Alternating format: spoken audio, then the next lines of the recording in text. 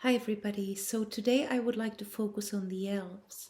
I have mentioned in several other videos that the elves still exist as one of the most ancient humanoid race in the original timeline or on the original planet. The original planet Earth, the original cosmos, the original universe. But in this matrix, in this imperfect copy of that original version of this planet, they no longer exist, but they used to coexist with us.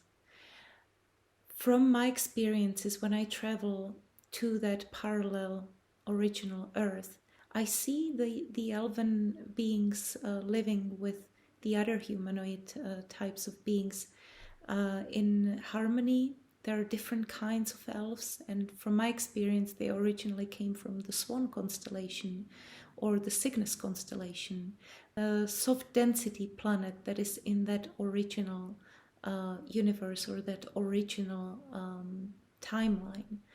They are soft density, they are more light based, they're more ethereal, and there are different kinds of elves. There are the very tall elves, they're kind of giant elves, and then there are these smaller ones that are called hobbs or hobbits, and then even tinier ones such as the gnomes and the pixies. And from my experience, also from the Swan constellation came all kinds of winged beings and winged insects.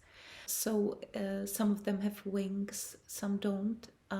But how it came to be that I realized that there is some proof even in our mythology or in our legends or in our languages that the elves come from the Swan constellation is when I realized, talking to my husband who is from Iceland, we've been discussing a lot. We are both big fans of Norse mythology, and of course Norse mythology comes from Iceland because that's where the Eddas were written, the poetic Edda and the prose Edda. So the word elf comes from Icelandic, Old Icelandic, and the word is alvar. And the word comes from the Icelandic word for swan, which is alft. So the alvar are literally swan people. Then it clicked together with other languages. For example, in Irish, Middle Irish, Old Irish, the word for swan is ella, elu, and in Old Celtic, eli. So the L is there also, elf. But I wonder why they were originally elves, but they became elves, and I wonder why. But in my theory, like why they were called the Swan People was not only the star constellation resembles a swan, but also because they were swan-like. They, in my experience, they either had white hair or black hair, so like the white and black swans, and they were very ethereal. They could levitate, they could kind of soar up, even fly, some of them.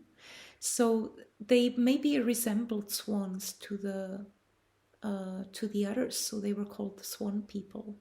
But also another interesting thing is that there is a Swan rune called Algis, and Algis in Old Germanic, Old Gothic language means swan. So it's the Swan rune, and it actually resembles that rune, the star constellation of the Swan or the Cygnus.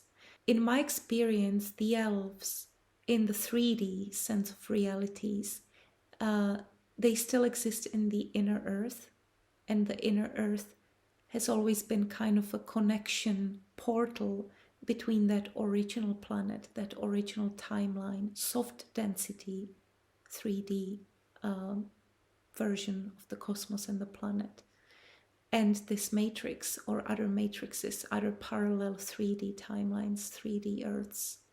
So they exist there, but it's already a softer density. And then of course they exist on the original planet Earth and in that original cosmos on their planet in the Swan constellation. And this, from our perspective, is the very ancient past and very ancient future, because as I see it, when I journey, I see that we used to be soft density, and we will be one day. We are just now really dense in energy and in vibration.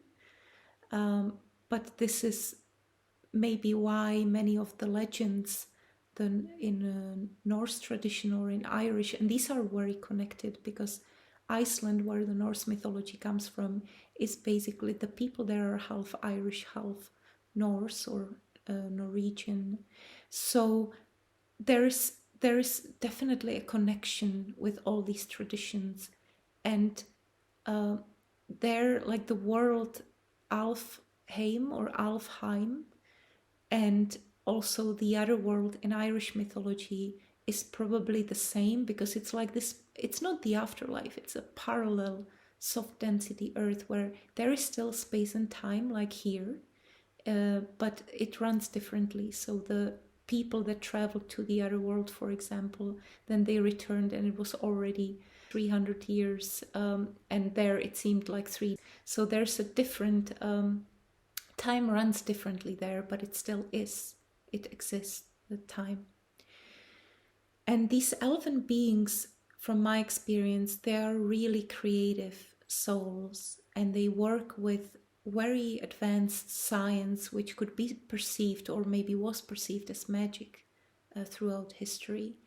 And they work with crystalline consciousness. The innermost core of the inner earth is crystalline consciousness. There's this crystal sun, main crystal, that is like the heart of the planet. But something happened throughout the history when this matrix became so dense and so limited. We were disconnected from the original planet Earth, the original timeline, and from the inner earthers. And we were disconnected through what is now called the underworld, or the underground. When I journey to beneath the Earth's surface, I see various layers, and some of the layers I skip because they are really low vibrational, and there are certain extraterrestrials that like you don't want to mess with, and they're kind of the gatekeepers, I feel, between the soft density and high vibrational inner Earth and the surface Earth. So they're kind of keeping this this world separate from us for a reason. And maybe there's even a deeper reason, because these worlds are so high vibrational that they protect their energy fields, they protect their world from unwanted intruders.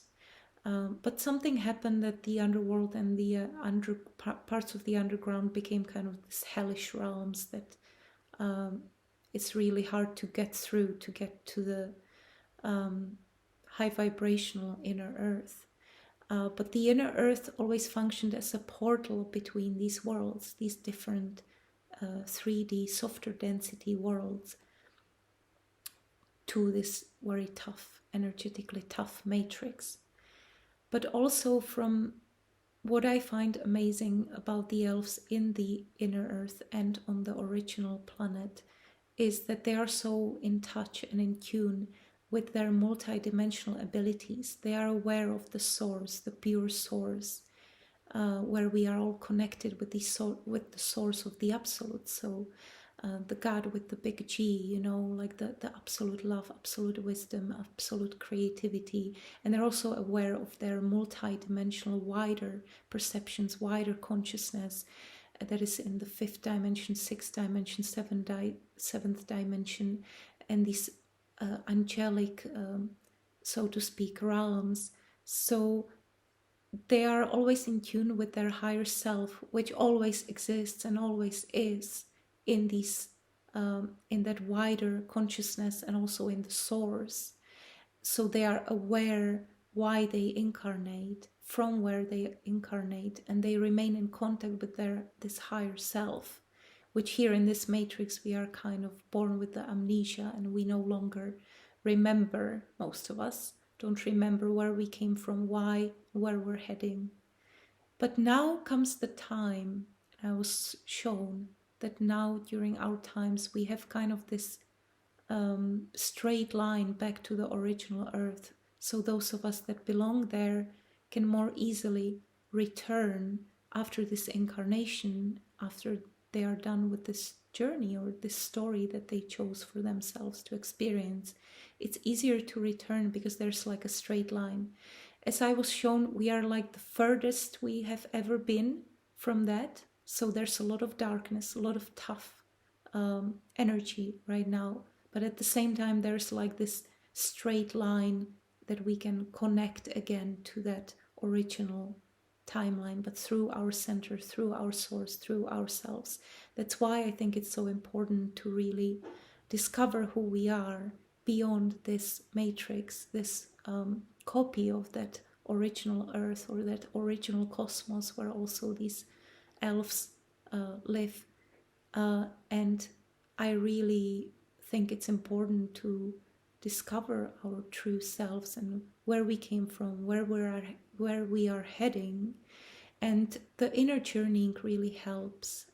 It's a great alternative to astral projection. I describe this in my new book. I also have a meditation, inner journey meditation on my YouTube channel. So if you would like to try it, please do so. It's just inspired by my method because I believe that each person should create their own method and put their own creativity and fantasy into it, because that is what kind of overrides or overcomes this matrix, because this matrix is really good at copying but not so much at originality. So if we put our own originality and our own fantasy creativity, our own spark into our method, it's much stronger and it's more valid for us, I suppose, also. So it's more like an inspiration. And I plan on this year and the next year, I plan on making more videos about my experiences with the parallel worlds. So if this interests you, please subscribe to my channel. It helps me a lot to create new videos and new content.